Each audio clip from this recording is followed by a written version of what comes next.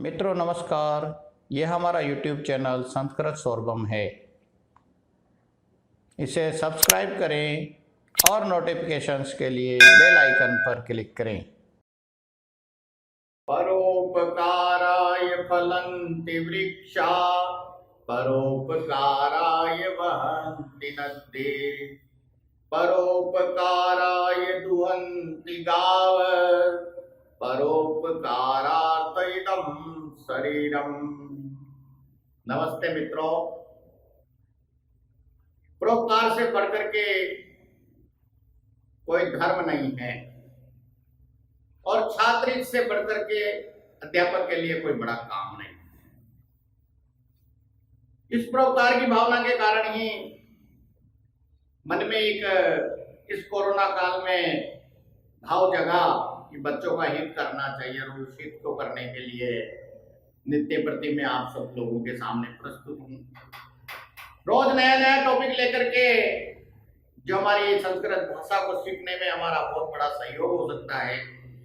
और ऐसे इसी प्रकार से आज का जो विषय है हमारा, जो संस्कृत व्याकरण के लिए मूल है, प्रत्येक संस्कृत के पढ़ने वाले के लिए अति आवश्यक है, उसको ये जानकारी होना चाहिए कि पुरुष क्या होते हैं, लिंग क्या होते हैं, वचन क्या होते हैं, क्योंकि इनके आधार पर ही हमारे सारे वाक्यों की गणना चलती है। जब हम एक वाक्य बनाते हैं तो उस वाक्य में कई प्रकार के शब्द होते हैं, संज्ञा शब्द भी होते हैं, सर्वनाम शब्द भी होते हैं, क्रिया रूप भी होते हैं और कर्म भी होते हैं। तो इसलिए हम आज पुरुष के बारे में पढ़ेंगे, वचन के बारे में पढ़ेंगे और लिंग के बारे में पढ़ेंगे। तो हम सब जानते हैं कि पुरुष जो हमारे मूल हैं, जिनके आधार पर वाक्य की रचना होती है, तो जिस प्रकार से पुरुष जो है वो संज्ञावाची होते हैं, सर्वनाम वाले भी होते हैं। तो संज्ञा किसको कहा है? किसी व्यक्ति, वस्तु, स्थान, पदार्थ और भाव आदि के नाम को संज्ञा कहते हैं। नाम को संज्ञा कहते हैं। किसी व्यक्ति के नाम को कहते हैं, व्यक्ति को नहीं। उसका जो नाम है, राम है, श्याम है या कुछ भी है, उसको संज्ञा कहेंगे। वस्तु है तो वस्तु के नाम को संज्ञा कहेंगे। स्थान है कि स्थान के नाम को संज्ञा कहते हैं। जैसे मौन है, जैसे कोटा है, जयपुर है, कोई किसी पंखा है, कुर्सी है, यानी वस्तु के नाम को हम संज्ञा कहेंगे। पदार्थ में जैसे सोना है, चांदी है, इस प्रकार से पदार्थ का नाम। तो किसी व्यक्ति, वस्तु, स्थान आदि के नाम को हम संज्ञा करते हैं। ये संज्ञा शब्द उसमें आता है, राम, श्याम, गीता, सीता, इस प्रकार से हम संज्ञा शब्दों का प्रयोग उस पुरुष में करते हैं। ऐसे सर्वनाम, सर्वनाम किसे कहते हैं? संज्ञा के स्थान पर आने वाले शब्दों को हम सर्वनाम कहते हैं। जैसे मान लीजिए राम एक अच्छा खिलाड़ी है, राम एक अच्छा विद्यार्थी है, राम बहुत ही अच्छा गुणकारी बालक है। तो राम राम जो बार बार आ रहा है, उस राम राम के स्थान पर यदि हम उसकी जगह कोई किसी अन्य शब्द का प्रयोग करते हैं, स जो आया ना, ये सर्वनाम, ये सर्वनाम कहलाएगा। तो यानी संज्ञा से जब बार बार संज्ञा का उपयोग करते हैं तो उसमें नयापन लाने के लिए, उसको और श्रेष्ठ बनाने के लिए हम जिन सर्वनाम का प्रयोग, जिस शब्द का प्रयोग करते हैं, उसे हम सर्वनाम करते हैं। तो इस प्रकार से सर्वनाम की ये परिभाषा है। तो सर्वनाम और संज्ञा इस प्रकार से ये शब्दों में आती है, पुरुष के स्थान पर आती है, यानी पुरुष का बोध कराती है। इसी प्रकार से क्रिया, क्रिया के मूल रूप को धातु कहते हैं। अब जो पुरुष जो होते हैं वो क्रिया के साथ आते हैं। क्रिया और पुरुष का संबंध होता है। जिस प्रकार से क्रिया होती है उसी प्रकार से उसकी पुरुष का उपयोग होता है, और जिस प्रकार से पुरुष होता है उसी वचन लिंग का की क्रिया का उपयोग हम करते हैं। तो दोनों का आपस में संबंध है। जैसा पुरुष होगा, जिस वचन में पुरुष होगा, जिस लिंग में पुरुष होगा, उसी वचन और लिंग में क्रिया होगी। और जिस क्रिया में कभी कभी प्रश्न आता है, क्रिया दे देते हैं और संज्ञा और सर्वनाम का स्थान छोड़ देते हैं। कभी कभी संज्ञा और सर्वनाम दे देते हैं, क्रिया का स्थान छोड़ देते हैं, उस जगह हमको इस प्रकार से उपयोग करना पड़ता है। तो क्रिया क्या है? क्रिया के मूल रूप को धातु कहते हैं। धातु यानी जो मूल शब्द है, जो मूल है, जैसे धातु होती है, सोना होता है, चांदी होती है। अब सोने के हम हजारों गहने बनवा सकते हैं, उन गहनों में जो धातु का उपयोग किया है उसको सोना कहते हैं। इसी प्रकार से लोहा है, अब लोहा मूल धातु है। अब लोहे की एंगल बन सकती है, पंखा बन सकता है, दरवाजा खिड़कियां सब बन सकती है, लेकिन उसकी मूल धातु जो क्या है वो है लोहा। तो इस प्रकार से जो धातु होती है ये मूल जो उसका तत्व है।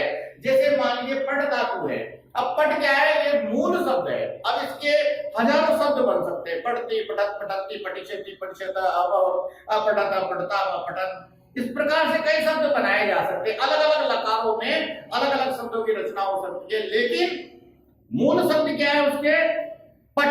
तो ये जो मूल शब्द है ये धातु कहलाता है। ऐसे गम धातु है, ऐसे कई प्रकार की धातुएं होती है। उन धातुओं का मूल शब्द जो होता है वो इस प्रकार से क्रियाएं कहलाती है। तो धातु का जो मूल है वो क्रिया कहलाती है।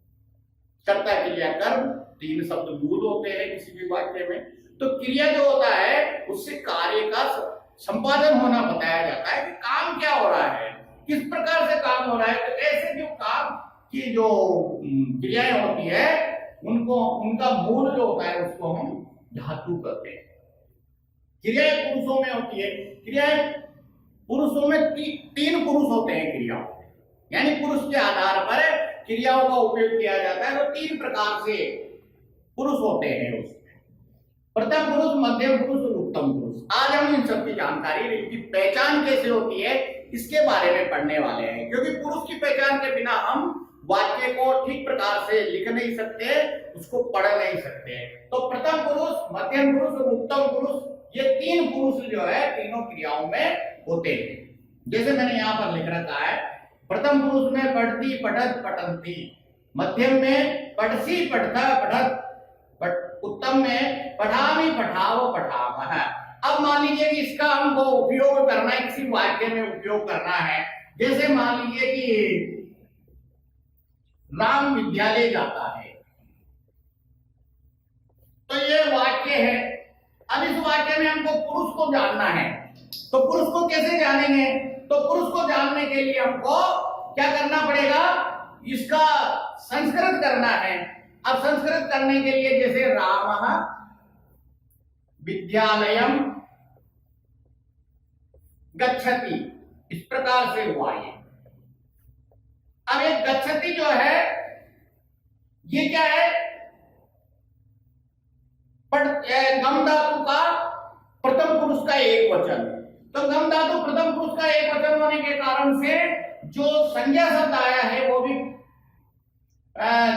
एक वचन का आएगा। एक वचन का आया है, एक वचन की प्रथम पुरुष एक वचन की ये क्रिया होने के कारण से यहाँ भी प्रथम पुरुष एक वचन का कर्ता आया है। तो इस प्रकार से दोनों का उपयोग, कर्ता का भी प्रयोग और क्रिया का, दोनों का उपयोग करने के लिए हमको पुरुष की जानकारी रखना जरूरी है। और इस पुरुष में हमारे पास इस प्रकार से तीन पुरुष है। अब इनकी जानकारी हम एक एक पुरुष की जानकारी करेंगे।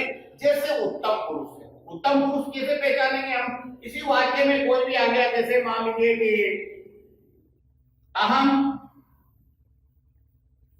विद्यालयम गच्छामि। अब इसमें कौन सा पुरुष है और कौन सा वचन है ये हमको ध्यान आना चाहिए। तो हमको इसमें ध्यान आएगा कि अहम शब्द का उपयोग इसमें सर्वनाम शब्द का प्रयोग किया है और गच्छामि क्रिया का प्रयोग हुआ है, यानी गच्छामि शब्द का प्रयोग हुआ है। तो गच्छामि क्या है? एक वचन, उत्तम पुरुष का एक वचन है। अहम क्या है? उत्तम पुरुष का एक वचन, यानी सर्वनाम शब्द है। अब ये कैसे पहचानने में आएगा? तो इसके लिए पहचानने के लिए हमें अस्मद शब्द पढ़ाए जाते हैं। अस्मद शब्द, अस्मद शब्द क्या होते हैं? अस्मद शब्द होते हैं स्वयं के लिए उपयोग में लिए जाने वाले शब्दों को अस्मद शब्द कहते हैं। जैसे मान लीजिए मैं हूं, अब मैं अकेला हूं, एक वचन में हूं, तो मेरे लिए कौन सा उपयोग आएगा? तो मैं कहूंगा, मैं अध्यापक हूं, ऐसा कहूंगा। अब संस्कृत में इसको क्या कहूंगा मैं? अहम अध्यापक। तो मैं अध्यापक हूं, इसका हो गया अहम अध्यापक, यानी मैं के लिए क्या आया? अध्यापक, अहम आया। अब मान लीजिए हम दो हो जाते हैं, तो फिर क्या कहेंगे? हम दोनों। तो हम दोनों को हम किसमें क्या कहेंगे संस्कृत में? अहम आवाम, आवाम अध्यापकों। और इसी प्रकार से हम सब अध्यापक हैं, यानी मैं एक न होकर के अनेक हो जाते हैं। एक वचन, द्विवचन, बहुवचन से ज्यादा हो जाते हैं, तीन से ज्यादा हो जाते हैं, दो से ज्यादा हो जाते हैं, तो फिर कहेंगे वयम अध्यापकाः। तो इस प्रकार से अस्मत् शब्द कहलाएंगे। अस्मत् शब्द किसके लिए उपयोग में हुआ? स्वयं के लिए। तो स्वयं के लिए उपयोग में लिए जाने वाले शब्दों को अस्मत् शब्द कहते हैं। ये दूसरे के लिए, सामने वाले के लिए उपयोग में नहीं आ रहा है, ये हमारे लिए उपयोग में आ रहा है। तो एक हूं मैं, तो मैं क्या कहूंगा? अहम अध्यापक। अगर हम दो जाते हैं, मेरे साथ एक और साथी आ जाते हैं, तो फिर कहेंगे आवाम अध्यापकों, हम दोनों अध्यापक हैं। और यदि दो से ज्यादा हो जाते हैं, बहुवचन में हो जाते हैं, तो कहेंगे वयम अध्यापकाः, यानी हम सब अध्यापक हैं। तो इस प्रकार से ये शब्दों का प्रयोग, यानी क्रिया शब्दों का प्रयोग किस प्रकार से करना है, तो ये हमको ध्यान आना चाहिए। तो अस्मत् शब्द से हम पहचान लेते हैं, अस्मत् यानी क्या? स्वयं के लिए उपयोग में लिए जाने वाले शब्दों को, यानी सर्वनाम को हम अस्मत् शब्द कहते हैं। तो अस्मत् शब्द की इस प्रकार से ये पहचान है। और इसमें आने के बाद में हम पहचान जाएंगे कि इसमें उत्तम पुरुष आएगा, और उत्तम पुरुष का कौन सा वचन है। जैसे हम दोनों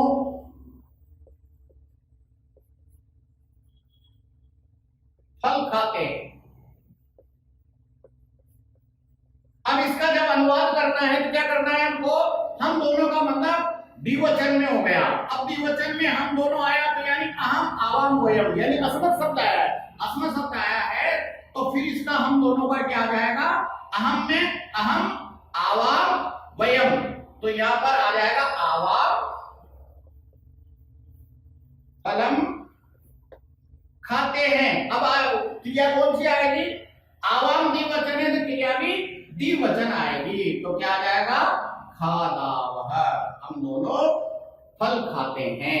यानी उत्तम पुरुष का, उत्तम पुरुष की पहचान है। आवाम आया, इसका मतलब उत्तम पुरुष है। उत्तम पुरुष का एक वचन आएगा, द्विवचन आएगा, बहुवचन आएगा। ये हमारे इस आगे का जो सर्वनाम शब्द है, जो संज्ञा शब्द है, उसके आधार पर हमको मालूम पड़ता है कि एक वचन है, द्विवचन है, बहुवचन है। और एक वचन, द्विवचन, बहुवचन है, उस वचन के आधार पर फिर हमको इस प्रकार से ये उपयोग में लिया जाएगा। जैसे हम सब विद्यालय जाते हैं या जा रहे हैं, तो क्या आएगा? हम सब के लिए कौन सा शब्द आएगा? वयम। वयम विद्यालयम गच्छामः। गच्छामः क्यों आया? क्योंकि यहाँ बहुवचन का रूप है, उत्तम पुरुष बहुवचन का रूप गच्छामः है। तो हम सब विद्यालय जा रहे हैं, तो वयम विद्यालयम गच्छामः। तो गच्छामः इसलिए आया, क्यों आया? क्योंकि वयम जो है वो उत्तम पुरुष का बहुवचन है। इस प्रकार से युष्मद् शब्द, युष्मद् शब्द किसे कहते हैं? वे शब्द जो सुनने वाले के लिए उपयोग में लिए जाते हैं। जैसे मैं बता रहा हूं और आप सुन रहे हैं, तो आपके लिए मैं युष्मद् शब्द का प्रयोग करूंगा। और युष्मद् शब्द में कौन सा पुरुष होगा? मध्यम पुरुष होगा। यानी मैं बोलने वाला क्या हो गया? अस्मत्। अस्मत् यानी उत्तम पुरुष। पहचान क्या है? अहम, आवाम, वयम। अगर ऐसे शब्द आते हैं, मैं, हम दोनों, हम सब शब्द आते हैं, तो फिर वो अस्मत् शब्द कहलाएंगे। और युष्मद् शब्द में क्या है? वे शब्द जो सुनने वाले के लिए उपयोग में लिए जाते हैं। अब मान लीजिए आप सुन रहे हैं, अब आप सुन रहे, अगर एक है, एक वचन में है, तो क्या आएगा? त्वम। अगर आप दो जाते हैं, द्विवचन में हो जाते हैं, तो क्या आएगा? युवाम। और यदि बहुवचन में हो जाते हैं तो यूयम। अब इस प्रकार से तीन शब्द पहचान है ये। अगर वाक्य में संस्कृत का वाक्य है और उसमें हमको तुम दिख रहा है एक, तो फिर वो एक मध्यम पुरुष एकवचन का हो गया, वाक्य हो गया। इसी प्रकार से यदि युवाम दिख रहा है, तुम युवाम, युवाम दिख रहा है तुम दोनों, तुम यानी तुम और युवाम यानी तुम दोनों, तो तुम दोनों के लिए द्विवचन का प्रयोग होगा। और तुम शब्द युवम यानी तुम सब, तो तुम शब्द के लिए भी युष्मत शब्द का मध्यम पुरुष आएगा। तो पहचान क्या है, मध्यम पुरुष कैसे पहचानेंगे? मध्यम पुरुष पहचान है कि यदि मध्यम पुरुष की पहचान करनी है तो हमको युष्मत शब्दों को याद करना होगा। युष्मत यानी सुनने वाले के लिए उपयोग में लिए जाने वाले शब्दों को युष्मत शब्द कहते हैं। अब सुनने वाला कौन? आप। मैं सुना रहा हूं तो मैं असमत हो गया, आप सुन रहे तो आप युष्मत हो गए। तो इस प्रकार से आप इनका उपयोग मध्यम पुरुष के लिए, तो मध्यम पुरुष की पहचान है जिसमें तुम दोनों, तुम सब आता है, या त्वम, युवाम, युयम शब्द आते हैं, तो फिर आप इसको मध्यम पुरुष का वाक्य मानेंगे। जैसे त्वम विद्यालयम गच्छसि, त्वम विद्यालयम गच्छसि। अब यहां त्वम शब्द आया तो गच्छसि क्यों आया? क्योंकि यहां मध्यम पुरुष का एक वचन गच्छसि है। त्वम यानी तुम विद्यालय जाओ, तो तुम विद्यालय जा रहे हो, तो फिर क्या आएगा? तुम इस मध्यम पुरुष का एक वचन होने के कारण से गच्छसि शब्द का प्रयोग हुआ। यदि गच्छसि यहां होता तो फिर हमको सर्वनाम में तुम शब्द का उपयोग करना होता है, क्योंकि ये एक वचन का एक वचन है, मध्यम पुरुष का एक वचन है। तो वचन के आधार पर और पुरुष के आधार पर हमको क्रिया शब्द रूप का प्रयोग करना पड़ता है। और क्रिया रूप आगे लिखा हो और यहाँ पर रिक्त स्थान हो तो हमको ये ध्यान आना चाहिए कि ये कौन से पुरुष की क्रिया है, तो उस पुरुष की क्रिया के आधार पर हमको फिर उसके सर्वनाम शब्द का प्रयोग करना है। तो इस प्रकार से ये अस्मद और युष्मत शब्दों का प्रयोग हम करते हैं। ये अस्मद और युष्मत शब्द दोनों तीनों लिंगों में होते हैं। स्त्री में के लिए भी काम में आता है, पुल्लिंग के लिए भी काम आता है और नपुंसक लिंग के लिए भी काम आता है। तो ये अस्मद और युष्मत तीनों लिंगों में और तीनों वचनों में इनका प्रयोग किया जाता है। ये हमको ध्यान रखना चाहिए। हमको ध्यान आ जाएगा तो हम पुरुष का की जानकारी कर लेंगे। किसी भी वाक्य में कोई सा भी वाक्य हो उसमें कौन से पुरुष का कौन सा वचन आया है, कौन सा लिंग है, ये हमको जानकारी इस प्रकार से हो जाएगी। और ये सिर्फ मैंने लट लकार वर्तमान काल के लकार यानी काल का की जानकारी के आधार पर लिखा है। पढ़ती पढ़त पढ़ती पढ़सी पढ़त पढ़त पढ़ामी पढ़ाओ पढ़ाम, यानी प्रथम पुरुष, मध्यम पुरुष और उत्तम पुरुष। उत्तम पुरुष और मध्यम पुरुष की जानकारी हमने अभी की है। उत्तम पुरुष में यानी अस्मत् शब्दों का प्रयोग होगा, मध्यम पुरुष यानी युष्मत शब्दों का प्रयोग होगा। तो अस्मत् और युष्मत शब्द की जानकारी अभी हमने ली है, जिससे हमको मालूम पड़ गया है कि उत्तम पुरुष और मध्यम पुरुष का उपयोग कैसे करते हैं और उनकी पहचान कैसे होती है। ये सब जानकारी हमने अभी करी है। अब हमारे सामने आता है प्रथम पुरुष। प्रथम पुरुष की पहचान कैसे करेंगे? तो प्रथम पुरुष और उत्तम पुरुष और मध्यम पुरुष में और प्रथम पुरुष में इतना सा अंतर है कि प्रथम पुरुष जो है वो तीनों लिंगों में अलग अलग शब्दों का प्रयोग करते हैं। यहाँ पर अभी हमने उत्तम और मध्यम पढ़ा, तो उसमें जो मैंने बताया अहम आवाम वयम, लड़की है या स्त्रीलिंग है तो भी वो अहम बालिका, अहम लता ऐसा कह सकती है। त्वम लता, त्वम गच्छ, ऐसा कुछ भी शब्द इसके लिए तीनों लिंगों के लिए समान शब्द का प्रयोग किया जाता है। लेकिन इसमें प्रथम पुरुष में तीनों लिंगों में अलग अलग शब्दों का प्रयोग करते हैं। तद शब्द जो होते हैं इनका प्रयोग इसमें किया जाता है। तो तद शब्दों का प्रयोग इसमें करते हैं। तो तद शब्द यानी तद, तद का अर्थ होता है वह, यानी कौन? प्रथम पुरुष। तद शब्द, तद यानी वह, तो प्रथम पुरुष में कौन आएगा? तद शब्दों का प्रयोग किया जाएगा। तद शब्द क्या है? वे शब्द जो बोलने वाला और सुनने वाला किसी अन्य के बारे में उनका उपयोग करता है, जो यहां मौजूद नहीं है, दूर मौजूद है, हम दोनों के पास में मौजूद नहीं है।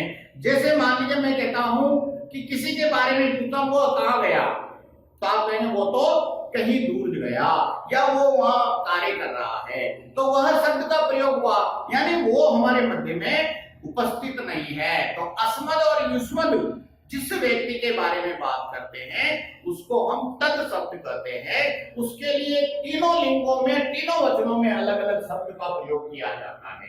तो जैसे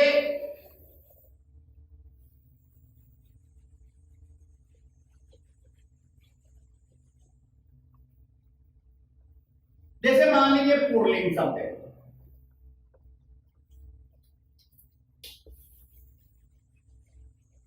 तद शब्द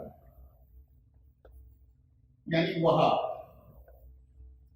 तद शब्द पुल्लिंग में, तो पुल्लिंग में क्या आएगा, एक वचन सामने वाले। अगर पुल्लिंग है तो सह द्विवचन, तो बहुवचन एक। अब ये क्या है, वह शब्द जो है यानी तत्शब्द, क्या इसमें कौन सा आएगा, प्रथम पुरुष, प्रथम पुरुष का प्रयोग हम इसमें, यानी ये शब्द यदि किसी वाक्य में आते हैं तो उसमें प्रथम पुरुष ही होगा, ये पक्की पहचान है। इस प्रकार से जैसे हमने अस्मद और युष्मद शब्द पढ़े, अस्मद आता है तो उत्तम पुरुष, युष्मद आता है तो मध्यम पुरुष, और तत् शब्द आते हैं तो प्रथम पुरुष की पहचान है। तो जैसे मान लीजिए स औ ते, तो हमने पढ़ा जैसे सह विद्यालयम गच्छति। अब यहां पर स शब्द आया है, स क्या है, वह विद्यालय जाता है या जा रहा है। तो यहां पर गच्छति जो शब्द आया है ये किसका है, प्रथम पुरुष एक वचन है, ये इसका प्रथम पुरुष एक वचन का शब्द है। तो ऐसे हमको मालूम पड़ जाएगा कि स शब्द आया है यानी पुल्लिंग का है। तो स विद्यालय गच्छति, स बालकः। अब यहाँ स किसके लिए है, पुल्लिंग के लिए है, इसलिए बालक शब्द का ही प्रयोग करेंगे, बालिका का नहीं करेंगे। बालिका यानी स्त्रीलिंग, जो पुल्लिंग होगा ना उसी के लिए शब्द का प्रयोग करेंगे। जैसे स रमेशः, वह रमेश है, तो रमेश क्या है, पुल्लिंग शब्द है। तो बालको यानी वे दोनों बालक है, द्विवचन में है, लेकिन किसमें, पुल्लिंग में है। तो शब्द है, तो स तो ते, स तो ते, ये शब्द जो आएगा तो वो पुल्लिंग का यानी प्रथम पुरुष के पुल्लिंग का है। तो ये शब्द आने पर हमको ध्यान आ जाएगा कि पुल्लिंग का लिंग कौन सा पुल्लिंग है और कौन सा वचन है और कौन सा पुरुष है। तो इस प्रकार से पुरुष की, लिंग की और इसके आधार पर हमको पहचान हो जाएगी। ये अलग अलग लिंग के आधार पर, जैसे मान लीजिए स्त्रीलिंग है, स्त्रीलिंग में अलग शब्दों का प्रयोग होगा। तो जैसे स्त्रीलिंग में स की जगह क्या आ जाएगा, सा, ते, ता, तो इस प्रकार से अलग शब्द है। अब स्त्रीलिंग है तो इस प्रकार से, जैसे मान लीजिए कोई सा बालिका, सा बालिका। अब यह क्या है, बालिका शब्द आया इसलिए सा आया इसलिए बालिका आएगा। क्यों, क्योंकि सा शब्द जो है वो एक वचन का, स्त्रीलिंग का एक वचन है, इसलिए इसमें स्त्रीलिंग के लिए अलग अलग शब्दों का प्रयोग किया जाता है। इसी प्रकार से नपुंसक, नपुंसक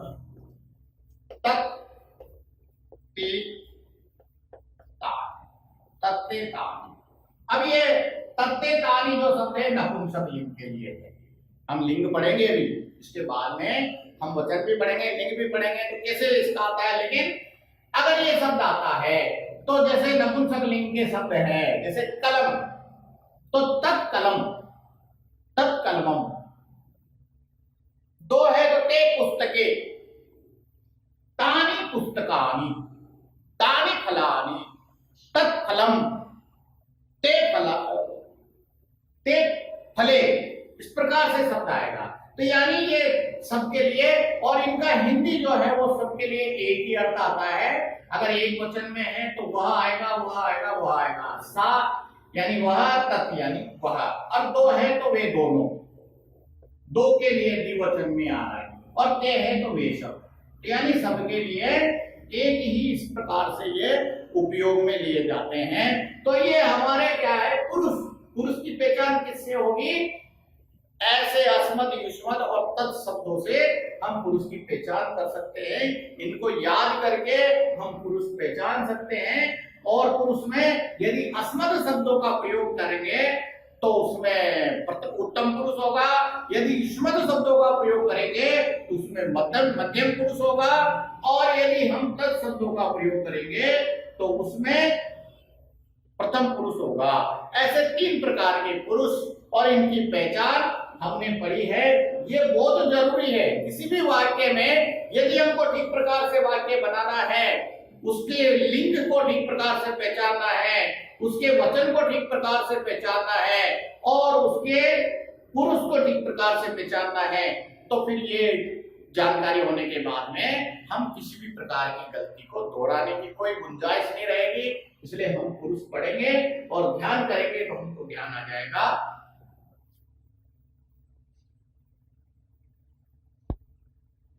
तो इस प्रकार से पुरुष है। इसके बाद में वचन और लिंग।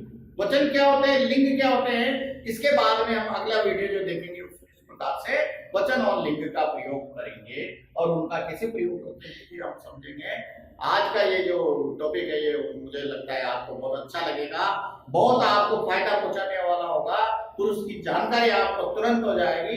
इसलिए आप इसको ठीक प्रकार से देखें और ज्ञान करें, इसको अपनी कॉपी में उतारें।